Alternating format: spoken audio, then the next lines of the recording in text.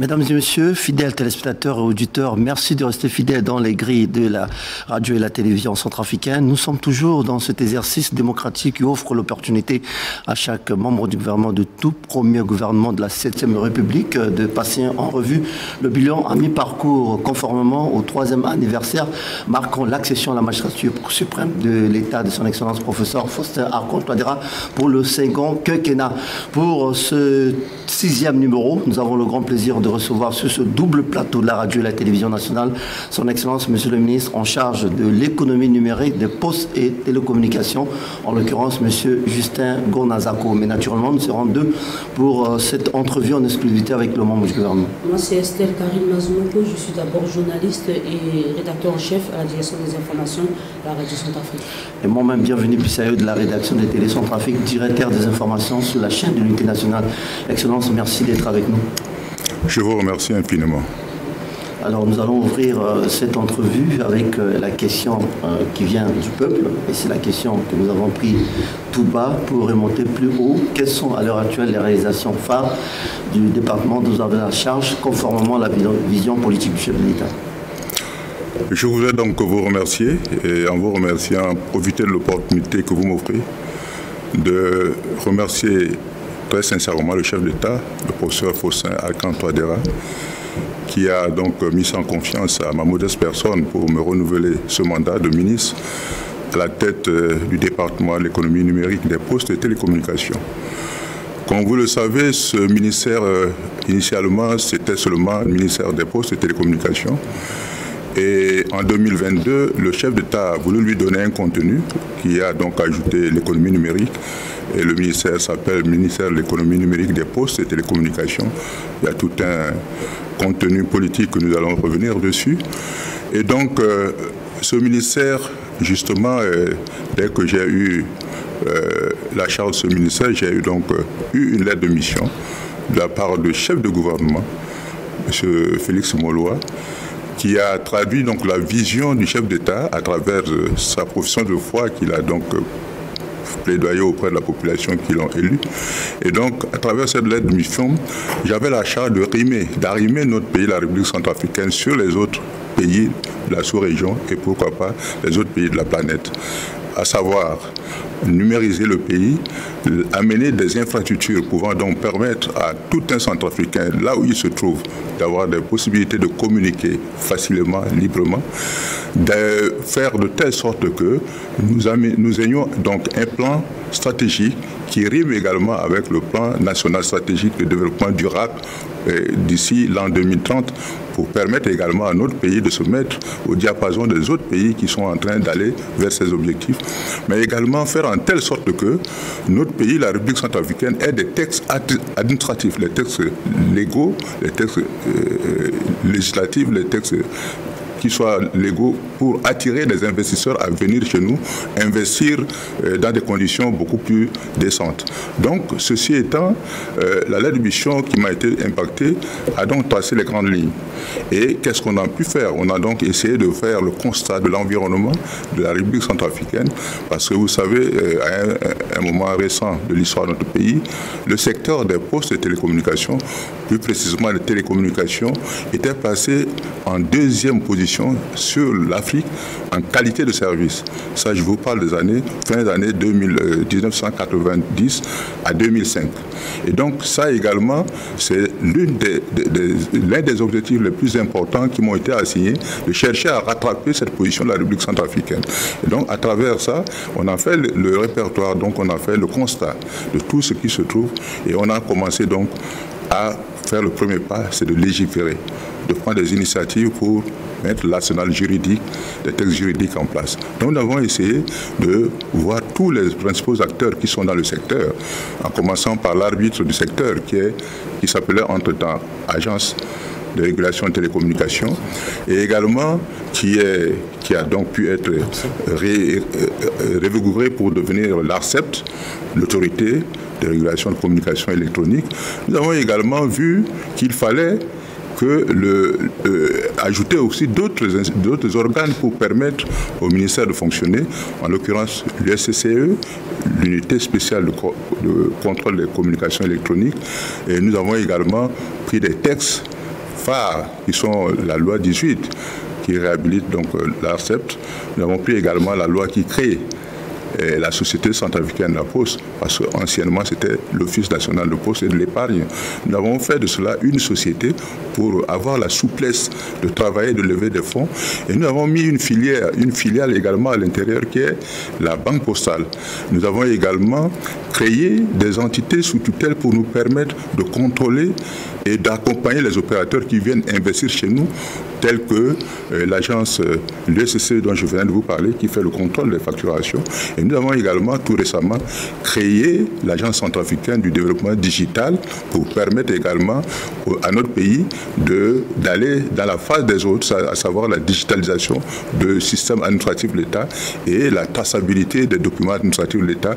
Et également, nous avons pris des textes comme la loi sur la cybersécurité, la lutte contre la criminalité, la loi pour la protection des données à caractère personnel. Donc nous avons commencé d'abord par mettre en place l'arsenal juridique pour inciter les investisseurs à venir chez nous pour investir et qu'ils soient sécurisés quand ils vont investir chez nous. Et nous avons également procédé donc au recrutement de certains jeunes pour venir nous appuyer dans cette mission qui nous a été appuyée. Voilà en gros ce que nous avons fait jusqu'à présent. Mais également, nous avons fait en travaux, nous avons réalisé les infrastructures à fibre optique, vous le savez, qui est arrivé chez nous. On en parlera. Et nous continuons également à faire le désenclavement de notre pays, la République centrafricaine, sur le plan numérique et à travers la fibre optique qui est arrivée. Nous continuerons à l'intérieur du pays à désenclaver toute l'étendue du pays avec toutes les technologies qui existent à travers soit la fibre optique, soit le faisceau hertzien, soit d'autres technologies que nous comptons mettre, le satellite aussi que nous utilisons pour que le pays soit vraiment maillé entièrement et qu'il réponde donc à sa position géographique qui est le cœur de l'Afrique. Vous voyez, notre pays se situe comme dans le corps humain, il se situe au cœur de l'Afrique. Donc si nous faisons bien nos communications, nos systèmes de réseau de communication, nous allons avoir le rôle que le cœur joue dans le corps d'un homme à travers la sous-région et à travers l'Afrique. Voilà en gros ce que nous avons reçu comme objectif, comme directive, comme vision du chef d'État, que nous traduisons dans le fait que nous réalisons au quotidien au niveau du ministère de l'économie numérique, des postes et des télécommunications. Merci beaucoup, Monsieur le ministre, pour tous ces éléments de réponse. Maintenant, passons à l'une des questions les plus pertinentes, intéressantes, qui est le projet de la fibre optique. Nous sommes aujourd'hui dans les différentes phases d'opérationnalisation de ce projet, soutenu par les partenaires de développement. Je vous remercie. C'est vraiment l'un des grands projets dans le premier quinquennat du chef d'État. Lui-même a été plaidoyer auprès de nos partenaires financiers à Abidjan, en l'occurrence la Banque africaine de développement, pour permettre à notre pays de bénéficier de cette source de financement. Et nous avons eu cela en 2018. Nous avons signé le contrat donc, avec la Banque mondiale pour faire ce projet. Ce projet a démarré à Berberati. Le chef d'État est allé lui-même lancer le 4 octobre 2019 à Berberati pour que on commence les travaux. Et vous savez que cette période 2019-2020 est arrivée la Covid-19. Donc, ça a été interrompu parce que nos partenaires qui ont gagné le marché, c'était les Sud-Coréens qui devaient donc faire les travaux de génie civil, implanter la fibre optique pour venir ici, chez nous, à Bangui. Et donc, ça a été donc un peu bloqué. Et quand on a continué à travailler avec eux dans la Covid-19, mais en 2021, comme vous le savez, 13 janvier 2021, il y a eu également cette crise militaro-politique qui est arrivée chez nous, qui a donc secoué dangereusement le projet, qui allait mettre vraiment en péril ce projet. Je vous dis grâce à certains jeunes, certains natifs, certains enfants sur le tracé du projet qui ont couvé ce projet pour protéger les installations, pour protéger le matériel qui était là. Et donc, à la fin de cette crise, nous avons pu limiter les dégâts.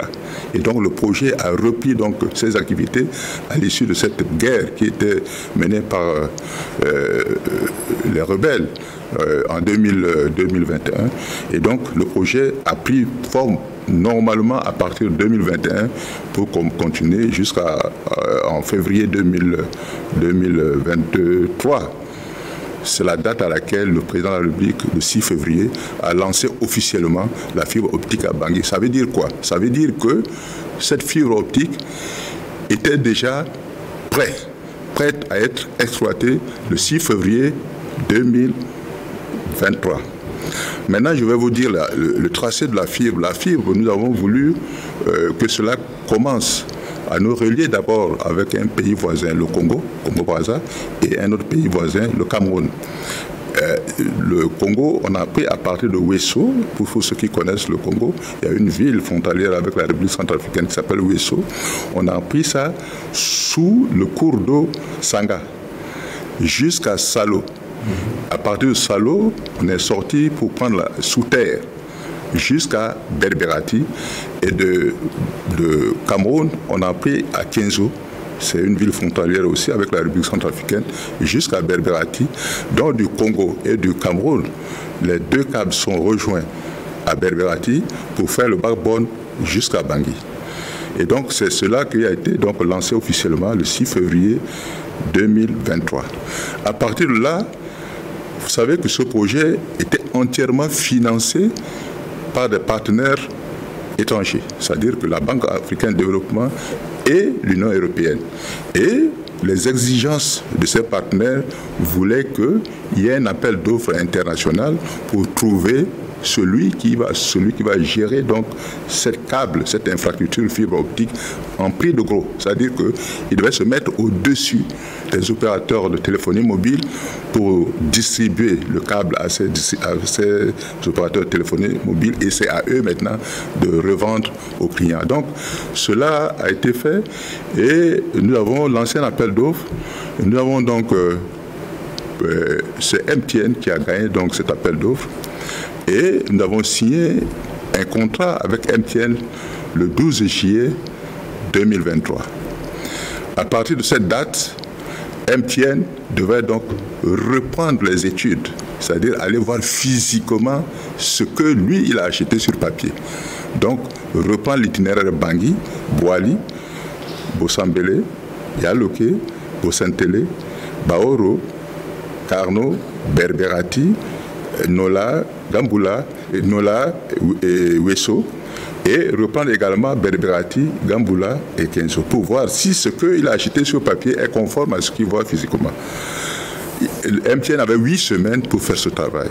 Ceci est parti et MTN donc a vu le réseau, est revenu avec son procès verbal.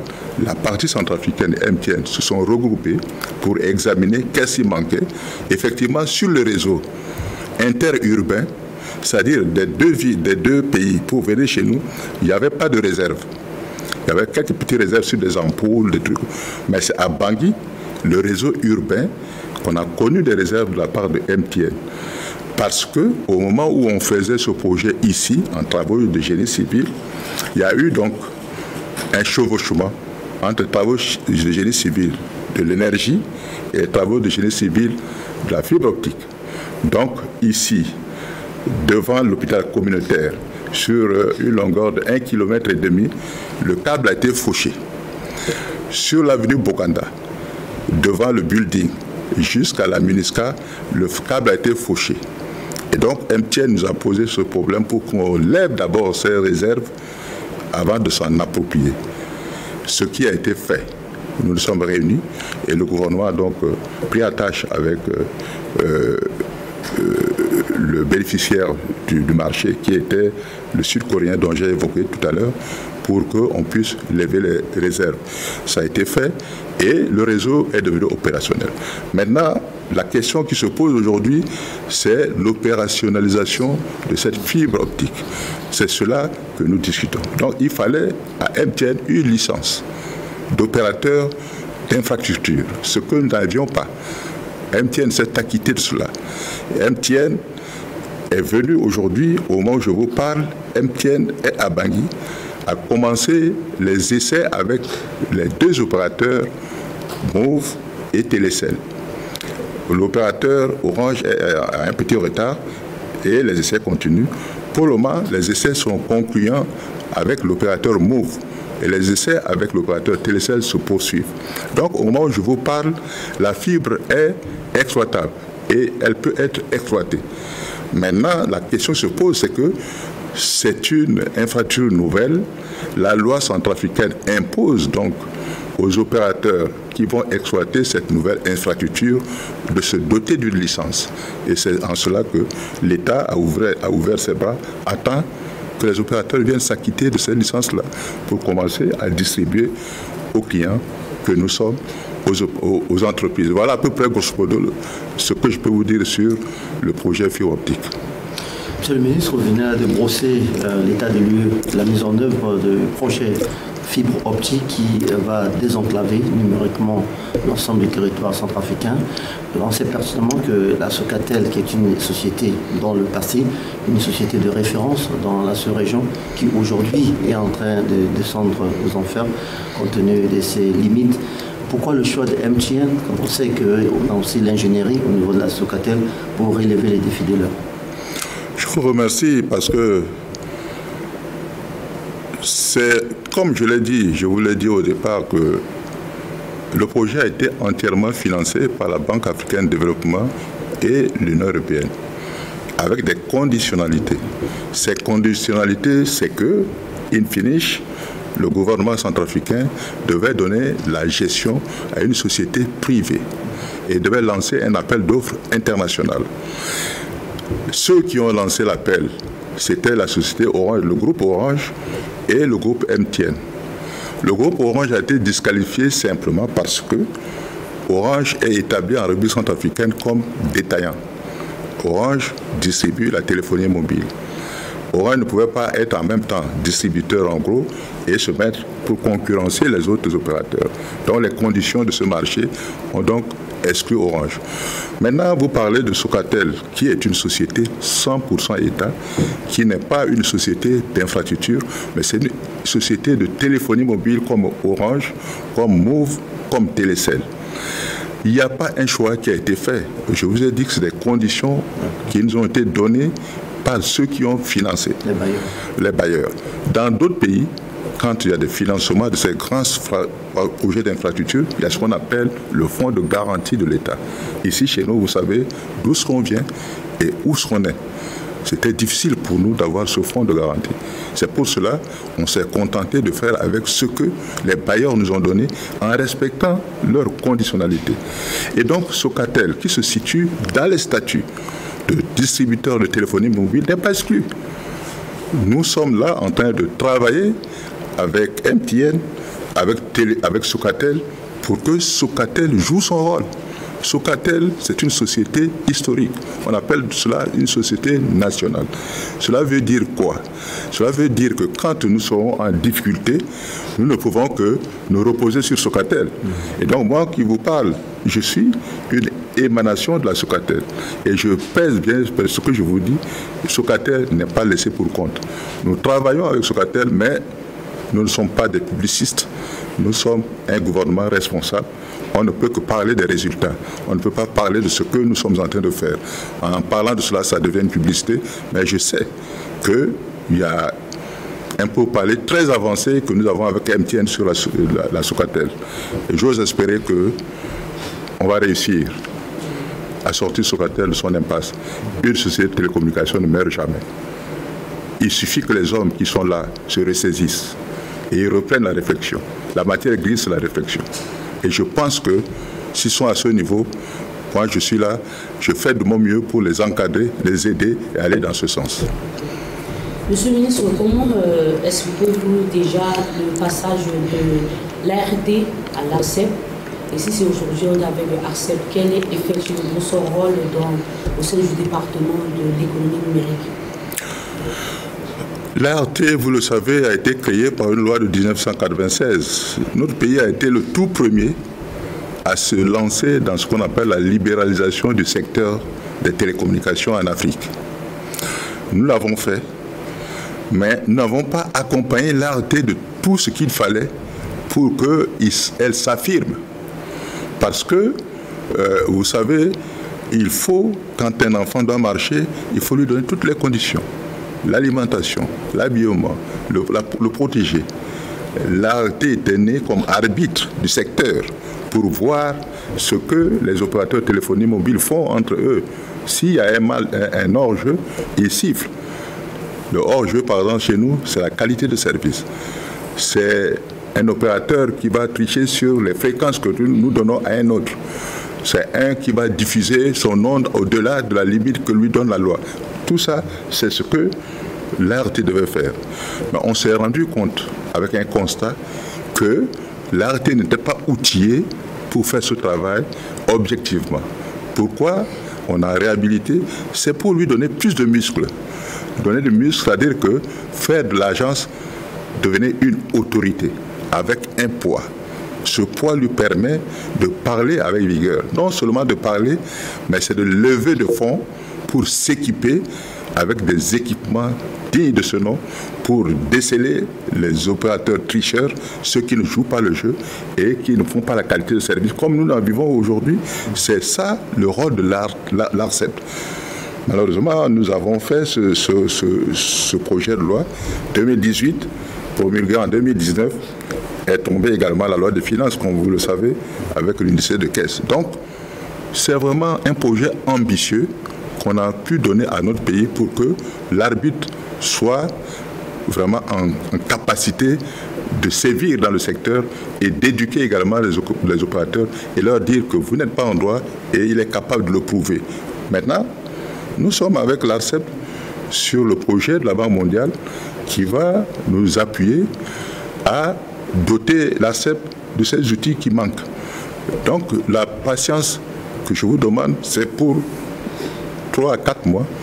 Nous avons commencé déjà à faire l'appel d'offres pour que nous ayons des équipements capables d'aider l'ARCEP à jouer son rôle et ramener la qualité de service à nos concitoyens qui en souffrent en ce moment, et je le reconnais. Monsieur le ministre, poursuivons cette entrevue en exclusivité avec vous sur ce double plateau. La question de l'heure, c'est de savoir, avec l'avènement et l'évolution des nouvelles technologies de l'information et de la communication, entre guillemets, NTIC, pensez-vous que la prestation des services de poste aujourd'hui est encore utile dans le secteur de l'économie? Oui, essayez de regarder autour de vous. Il y a des pays qui sont dans les nouvelles technologies très longtemps. Il y a le Japon, il y a la Corée du Sud, il y a la France, il y a tous ceux-là ont donc embrassé les nouvelles technologies avant nous. Mais dans ces pays, la Poste existe. La Poste s'est même modernisée. La Poste est devenue encore beaucoup plus forte, beaucoup plus proche de sa clientèle. Parce que ce que vous citez, ce sont des technologies, c'est des outils de travail. L'homme est toujours au-dessus des outils, au-dessus des machines. L'intelligence de l'homme, c'est de s'adapter à ces évolutions technologiques pour que ça serve à l'humanité et non détruire l'humanité. Donc la Poste va se renforcer. Vous savez, la Poste que j'ai connue de mon jeune âge, vous arrivez dans un bureau de poste, que si vous voyez, vous avez un grand bâtiment, vous avez un receveur de poste, vous avez un télégraphiste, un opérateur télégraphiste, et vous avez des boîtes postales. Aujourd'hui, avec ces nouvelles technologies, je pense qu'on n'aura pas besoin de tout ça. Il suffit d'un homme qui va rester dans un bureau de poste, il sera capable de payer les salaires des gens, il sera capable de vendre des timbres, il sera capable de faire des mails et ouvrir des mails publics, mettre dans des enveloppes pour les distribuer à ses concitoyens. Et ça facilite le travail de la Poste. Et la Poste va aller encore plus proche de la population. Et c'est ce que le chef d'État veut. Le chef d'État, quand je vous ai dit qu'on a modernisé la société centrafricaine, la Poste, en mettant une filiale, la banque postale, c'est justement pour aller là où ces banques-là ne veulent pas aller. Vous voyez, vous avez les banques qui sont ici, ne veulent pas aller en province. Mais la Poste, à travers sa filiale, va aller plus proche de sa population. Et le chef d'État a prôné ce qu'on appelle l'armée de garnison. Et cette armée de garnison ne vivra que si la Poste est à côté. Vous avez les PGA, on parle de cela, que ça disparaît en chemin. La Poste a ce rôle-là de jouer pour rendre ça efficace aux soldats qui sont sur le terrain. Donc la poste sortira encore beaucoup plus regardie, grandie, plus forte avec les nouvelles technologies. La poste ne disparaîtra pas. Monsieur le ministre, parlons maintenant de la loi sur la cybercriminalité, un texte récent qui a été approuvé par les élus de la nation. Alors dites-nous exactement qu'est-ce que la cybercriminalité et son importance en République centrafricaine? C'est très important. Vous êtes dans le domaine, vous le savez. Aujourd'hui, vous avez un citoyen qui ne vous connaît pas. On va parler de ce Bissau vraiment dans des jugements très importants, sans pour autant s'inquiéter. Va vous injurier sur des choses que vous n'avez pas commises. Va diffamer votre famille. Va même prendre votre carte bancaire, aller tricher, prendre de l'argent. Tout ça, les réseaux sociaux qui sont faits pour l'éducation, la culture. Vous voyez, nos concitoyens utilisent ça pour la malversance, pour faire du mal, pour diffamer les autorités et même les citoyens centrafricains. Moi, je pense que cette loi, c'est l'une des lois qui est bienvenue pour cerner cet état de choses, pour amener les Centrafricains à faire bon escient de ce qu'on appelle les nouvelles technologies. Je pense que cette loi a été promulguée déjà. Elle a été votée, mais promulguée par le chef d'État. Donc, maintenant, à travers cette loi, vous avez ce qu'on appelle l'ANSSI, c'est l'Agence nationale de lutte contre de cybercriminalité, qui est là, qui va faire ce travail, qui va être outillé, qui permettra donc à l'État centrafricain, au gouvernement centrafricain, à un centrafricain, quand il est diffamé sur les réseaux sociaux, il est capable de porter plainte à la justice et la justice aura donc un outil, un texte sur lequel il va s'appesantir pour attaquer ce centrafricain et même un non-centrafricain qui se situe à l'extérieur, qui diffame notre pays. Nous avons cette loi qui nous permet d'aller traquer ces malfaiteurs. Et cette loi est vraiment très importante, même sur les données à caractère personnel. Vous savez, vous devez être protégé quand vous écrivez votre chose. Quand vous parlez, vous devez être protégé. Mais si quelqu'un, par son intelligence mal orientée, rentre là-dedans, sans votre consentement, et que vous découvrez, vous amenez les preuves, la personne est poursuivable grâce à ces deux lois. Ce sont ces lois que nous avons prises pour vraiment boucler la boucle.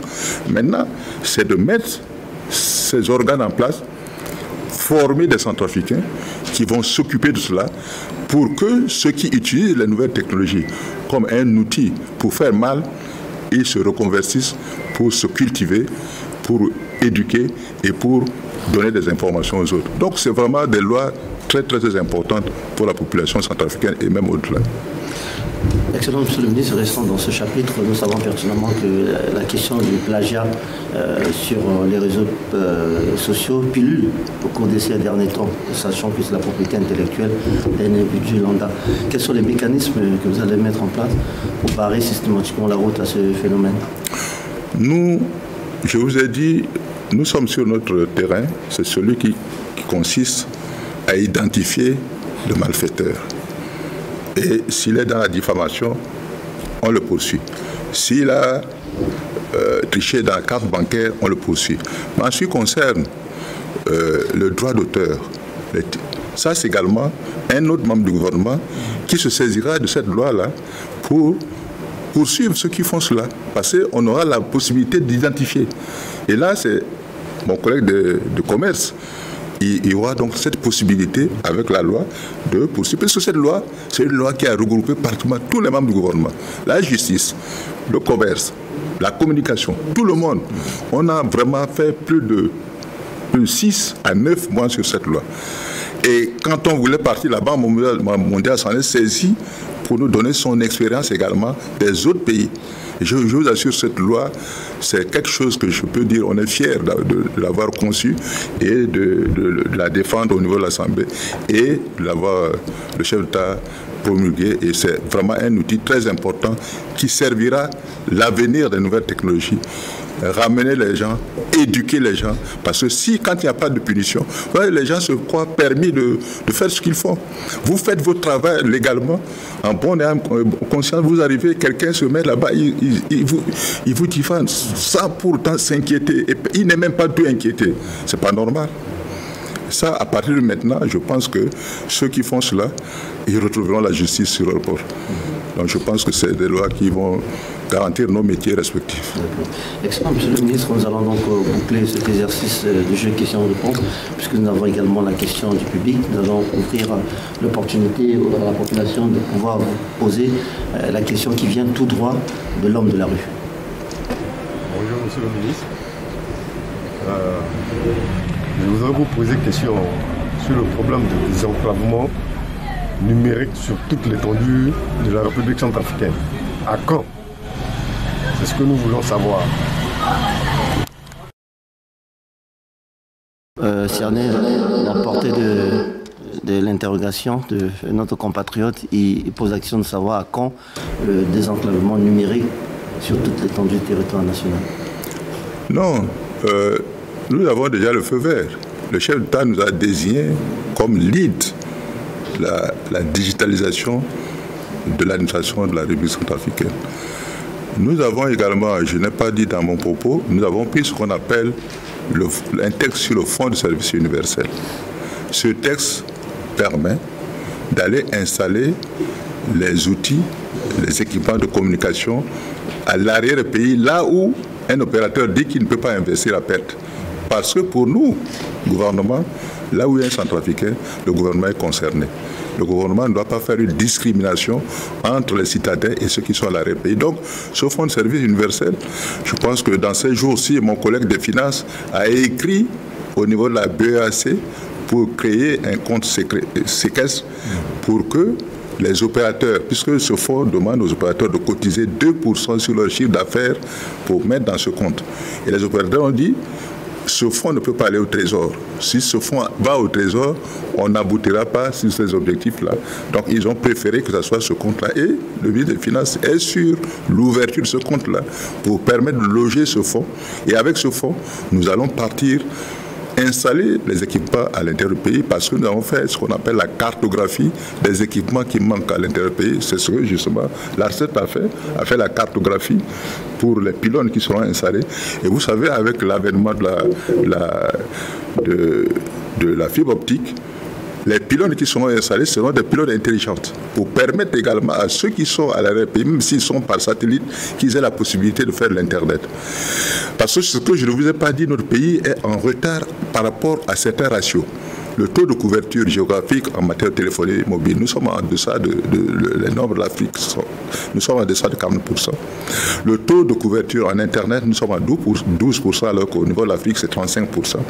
Donc ce fonds-là va nous permettre d'aller plus vite pour couvrir ce qui nous manque comme couverture géographique au niveau du pays. Donc, aujourd'hui, on attend que l'ouverture de ce compte. Dès que ce compte est ouvert, puisque la loi existe depuis, le comité de gestion a été mis en place par un décret. Donc, on attend seulement l'ouverture de ce compte pour que, dès que c'est ouvert, et l'équipe se met en place, parce que là où il y aura une pylône, tous les opérateurs iront dessus. Il n'y aura plus pylône qui appartient à Orange, pylône qui appartient à Mauve, pylône qui appartient à Télécel. On va faire de telle sorte que s'il y a une pylône quelque part, il faut que tous les autres viennent dessus. Et donc nous avons également pris un décret pour instaurer ce qu'on appelle l'opérateur des infrastructures pylônes. Donc c'est tout ce travail-là qu'on a fait, on attend seulement l'ouverture de ce compte. Et le compatriote qui a posé la question, je pense qu'il suivra avec vous, avec moi, l'ouverture de ce compte pour qu'on démarre les travaux. Puisqu'au niveau de mon département, nous avons anticipé pour faire la cartographie de ce qu'il faut pour faire ce travail-là. Excellence, Monsieur le ministre, le timing qui nous a été réservé par la grille des émissions de la radio et de la télévision nationale tire pratiquement sa fin. Il ne reste qu'à vous souhaiter excellente suite dans l'agenda de votre programme de ce jour. Au nom de l'équipe de la radio et de la télévision centrafricaine par Mava, vous remercie pour votre disponibilité à pouvoir répondre à nos interrogations. C'est plutôt moi qui vous remercie parce que je n'ai pas souvent l'occasion de venir parler de ce que nous faisons. Nous avons fait beaucoup de choses. Nous en parlons très peu parce qu'aujourd'hui, ça fait plus de 2 ans, 3 ans, nous n'avons pas un collaborateur en communication. Et nous avons voulu produire. On a produit, nous sommes arrivés à la charnière de ce que nous faisons. Et donc, je pense que nous prendrons un temps maintenant pour venir parler de cela avec vous, même si c'est en dehors du deuxième anniversaire du second quinquennat du chef d'État. Nous verrons avec vous pour trouver un moyen de venir parler un peu de cela. Parce que les Centrafricains ont besoin de savoir ce qui se passe dans le secteur de l'économie numérique, des postes et télécommunications. Donc c'est moi qui vous remercie. Nous étions 2 pour animer cette exclusivité avec le membre du gouvernement. C'était Esther Karine Mazmoukou, journaliste, rédacteur en chef à la direction des informations de la radio Centrafrique. Et moi-même, bienvenue Bissayo de la rédaction de Télé Centrafrique, directeur des informations sur cette chaîne. Mesdames et messieurs, merci à vous d'avoir été de nôtre tout au long de la réalisation de cette émission pour ce 6e numéro consacré essentiellement au passage des membres du gouvernement pour le bilan à mi-parcours des réalisations à l'actif de son excellence professeur Faustin Archange Touadéra pour le 3e anniversaire marquant son accession à la magistrature suprême de l'État. Nous avons reçu le ministre en charge de l'économie numérique, des postes et télécommunications, M. Justin Gournazako. Avec le membre du gouvernement, nous sommes entretenus sur la question liée aux réalisations à l'actif de son gouvernement, à l'actif de son département dans le secteur de l'économie, des postes et des télécommunications. Nous avons également passé en revue la question liée à la place des postes à l'ère numérique et sans perdre de vue la question des différentes étapes marquant la mise en œuvre du projet fibre optique en République centrafricaine. Restez de nôtre, nous allons nous retrouver dans un instant, juste après la projection de ce film documentaire qui marque le bilan à mi-parcours des réalisations à l'actif du président de la République, son excellence professeur Faustin Archange Touadéra.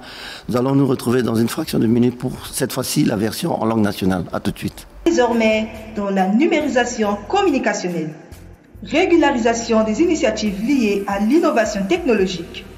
Dans le domaine de la communication, l'accent est mis sur la modernisation des équipements et le renforcement des capacités du personnel des médias publics et privés à travers la formation des journalistes et techniciens, des ateliers et séminaires.